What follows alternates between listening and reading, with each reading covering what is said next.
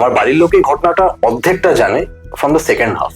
Approximately 2001 বা 2002 আমরা থাকতাম হচ্ছে দুর্গাপুর প্রজেক্ট লিমিটেড কলোনির ওখানে।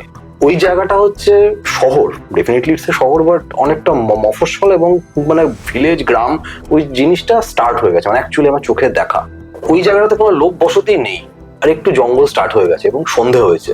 একটা গাছ, একটা বড় গাছ, গাছের মধ্যে সিমস লাইক কেউ যেন ঝুলছে, হাতগুলো দেখা যাচ্ছে না, একটা বডি হাওয়ার মধ্যে ভাসছে কোনো একটা জিনিসের থ্রুতে, হয়তো কি ফাঁসিতে ঝুলছে, যেটা কিনা দেখে আমার মনে হলো।